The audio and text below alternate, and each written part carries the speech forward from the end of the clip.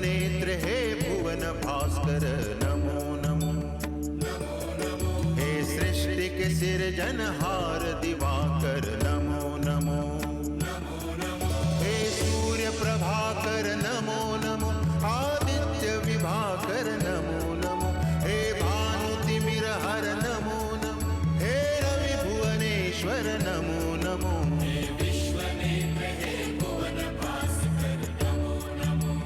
नमो नमो। हे सृष्टि के सिरजनहार दिवाकर नमो नमो। ओम सूर्याय नमो नमः। ओम सूर्याय नमो नमः। ओम सूर्याय नमो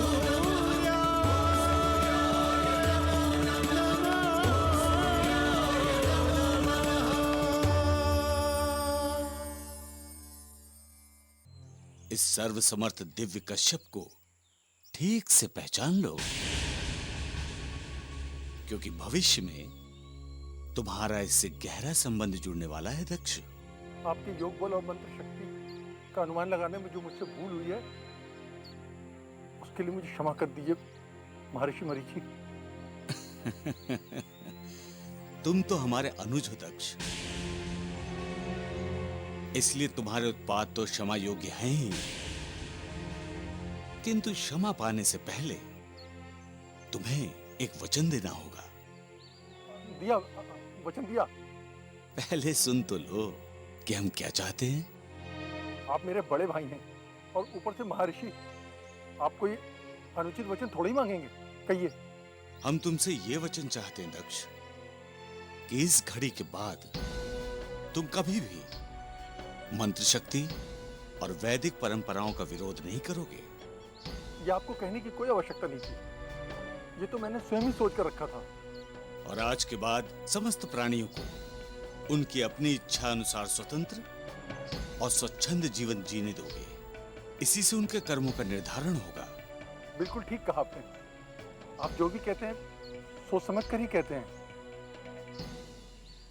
मेरा मानस पुत्र मरीच सत्य ही एक अलौकिक ऋषि है, और ऋषियों का स्वभाव होता है कि वो अपने कार्यों से समाज को प्रभावित करें, और जो मनुष्य अनुचित मार्ग पर चल रहे हैं उन्हें वो सही दिशा दिखाए। सत्यवचन ब्रह्मदेव, सचमुच महर्षि मरीचि एक महान ऋषि हैं। धन्य है, धन्य है, धन्य है। पिताश्री, मेरे योग्य कोई सेवा बताइए। पुत्र कश्यप, तुम्हें किसी भी लोक संस्कार और सामाजिक शिक्षा की आवश्यकता नहीं है। तुम अपने जीवन अपनी इच्छा अनुसार बिताने के लिए स्वतंत्र हो। पिताश्री, मैं अत्यधिक प्रसन्न हूं कि आपने मुझे इस योग्य समझा, किंतु मानव जीवन सत्संग और भक्ति को स्वीकार कर प्रभु आराधना में लीन हो जाए तभी सार्थक होता है। पिताश्री, आपने मुझको स्वतंत्रता प्रदान करके बहुत बड़ा उपकार किया है, किंतु मैं कुछ समय आपका सत्संग पाना चाहता हूं। पिताश्री, पुत्र यदि पिता का संग पाना चाहे तो ये पिता के लिए सदैव ही प्रसन्नता की बात होती है। पुत्र, तुम्हें अपने आश्रम में रखकर हमें भी बहुत प्रसन्नता होगी।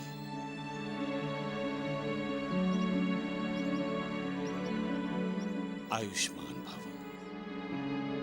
परमपिता ब्रह्मदेव, प्रजापति कश्यप का जन्म एक ऐतिहासिक और हर्षकारक घटना है। प्रजापति कश्यप का जन्म इस जगत के लिए अत्यंत कल्याणकारी होगा।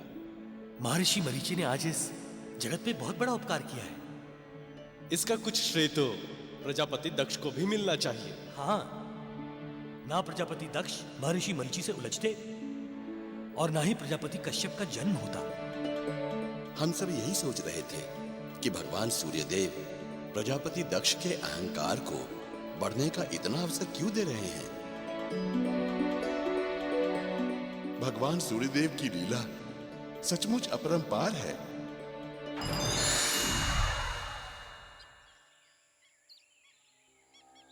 आयुष्मान भव, यशस्वी भव। मैं आपके आशीर्वाद के योग्य नहीं हूं गुरुदेव। मैं आपका दिया हुआ कार्य पूरा नहीं कर सका। पिताश्री, कौन है ये मुनि और कौन सा कार्य पूरा नहीं कर पाए? वत्स, जब अनुज दक्ष इस अभियान के लिए अपने नगर से चले, अपने योग बल से, तभी मुझे इसका भान हो गया था और इसीलिए अपने शिष्य शिवदत्त को मैंने भेजा था। यदि हो सके तो वो उसे रास्ते में ही रोक ले। आओ शिवदत्त।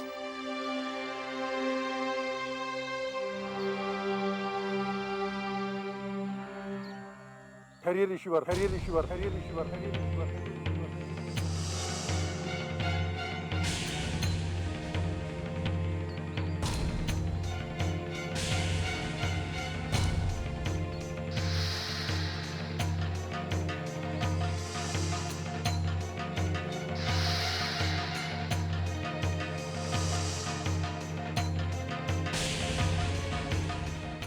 गुरुदेव, लगता है इन्हें अभी पूरा पाठ याद नहीं हुआ है। कुछ और पढ़ने की इच्छा है।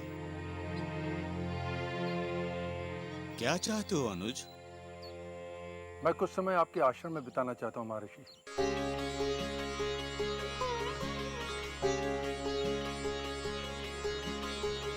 हमारे आश्रम में तो सदैव सबका स्वागत है, तो फिर मेरे अनुज को कौन रोक सकता है? आओ चलें।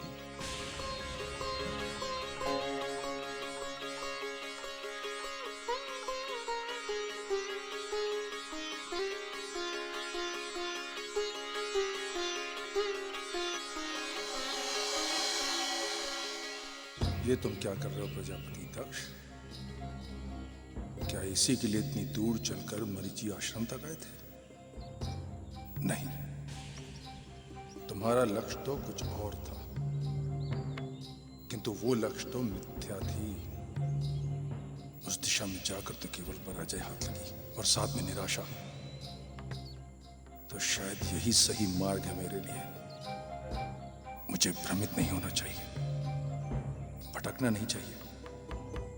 शायद यही ठीक रहेगा।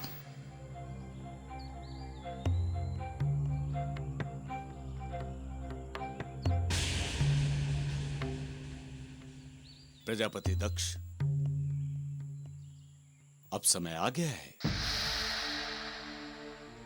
जब तुम्हें इस संसार की परम सत्ता और उसकी अलौकिक शक्ति का परिचय ही नहीं, ज्ञान भी प्राप्त हो। बताइए ऋषिवर, मैं उत्सुक हूं जानने के लिए। तो सुनो अनुज दक्ष, इस संसार के, सृष्टि के और जीवन के मूल में केवल एक ही शक्ति विद्यमान है, और वो है हिरण्यगर्भ भगवान सूर्यदेव। उन्हीं की इच्छा शक्ति से ब्रह्मांड है और उन्हीं की परम गोपनीय शक्ति के कारण ये संसार गतिमान है।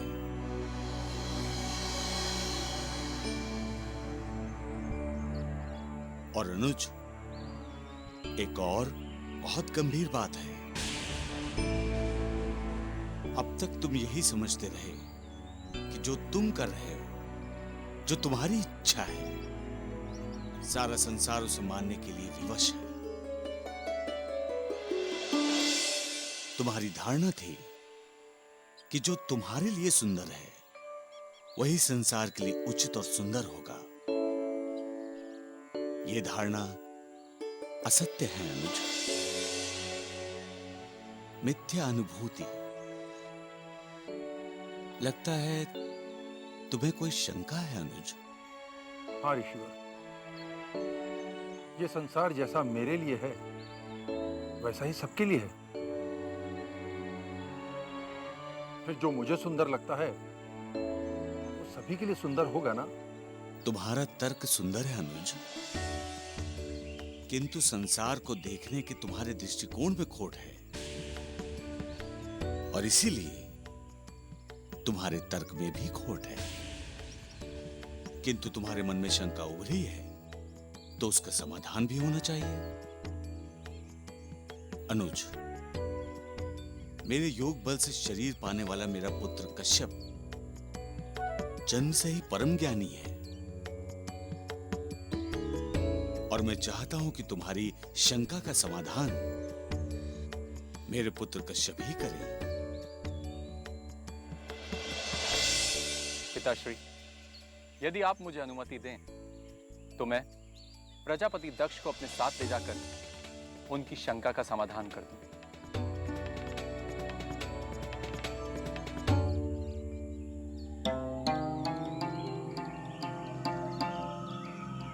यह कुछ ही समय पहले जन्मा बालक न जाने मुझे कहां ले जा रहा है। भैया मरीचि ने तो मेरी बाट डालकर मुझे इसके पल्ले बांध दिया। पता नहीं ये मेरी शंका का समाधान कर भी पाएगा या नहीं।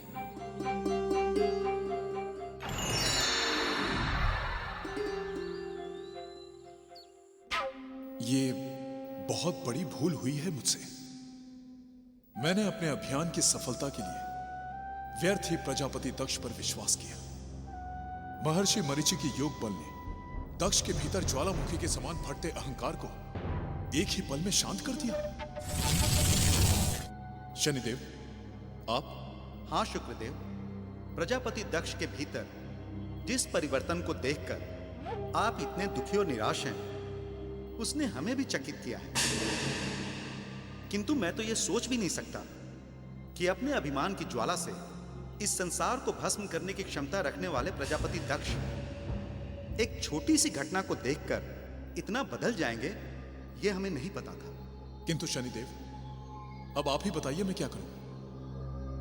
कुछ युक्ति लगाकर प्रजापति दक्ष की मित्रता फिर से प्राप्त करें और उन्हें एक बार फिर से यह याद दिलाइए कि वो है क्या। इस समय क्या युक्ति लगाई जा सकती है?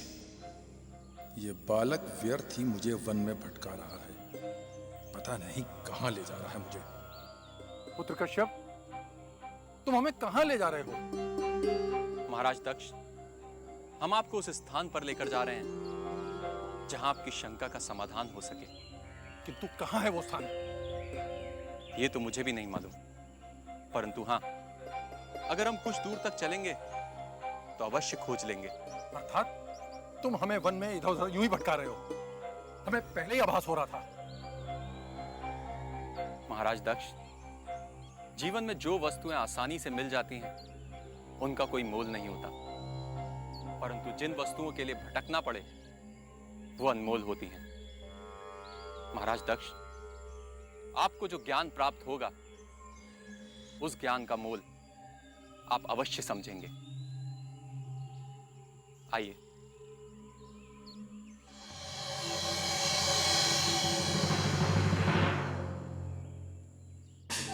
इसके व्यवहार से लगता है कि इसकी पुरानी अकड़ कहीं भीतर दब गई है, किंतु इसके अंदर से गई नहीं। मैं यदि सूझबूझ से काम लूं तो इसे फिर से पहले की भांति उत्तेजित कराना कठिन नहीं होगा।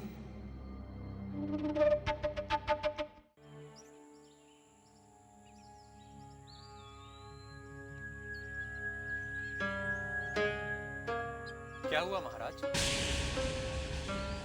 आइए।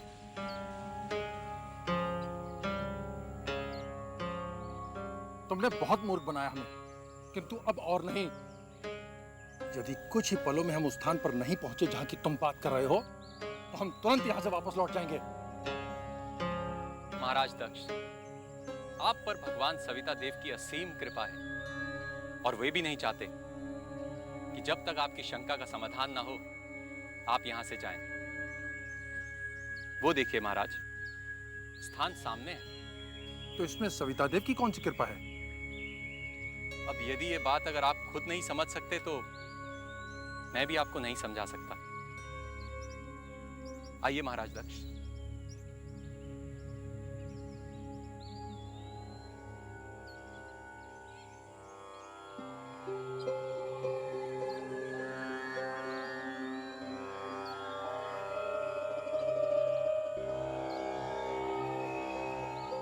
महाराज दक्ष, ये सड़ा गला शव आपको कैसा लग रहा है? तुम मेरा उपहास कर रहे हो क्या? ऐसी वस्तु तो किसी भी मनुष्य को अप्रिय और घिनौनी लगेगी। ठीक कहा आपने, किंतु तनिक उधर देखिए।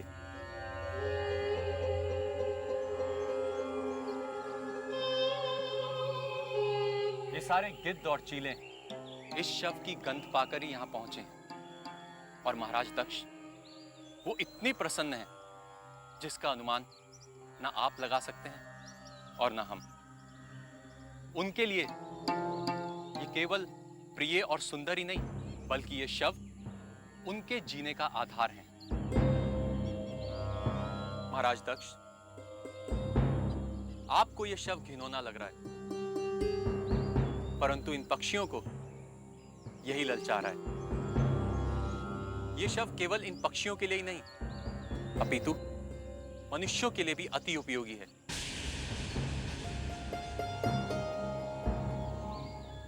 इस शव की हड्डियां, इसके दांत, इसकी चमड़ी, ये सभी मनुष्यों के बहुत काम आती है। हम तुम्हारी बात समझ गए पुत्र कश्यप। हम समझ गए कि यह संसार सबके लिए एक सा नहीं होता। इसलिए जो हमें उचित लगता है वो आवश्यक नहीं कि सबको उचित लगे। हमारी शंका का समाधान हो गया। तो फिर आइए महाराज दक्ष, वापस आश्रम चलें। आइए।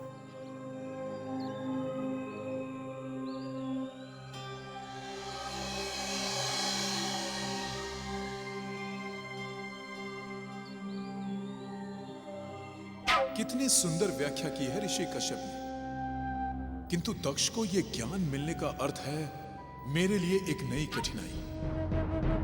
अब तो इसे भड़काने के लिए मुझे कोई और भी अच्छी युक्ति सोचनी होगी।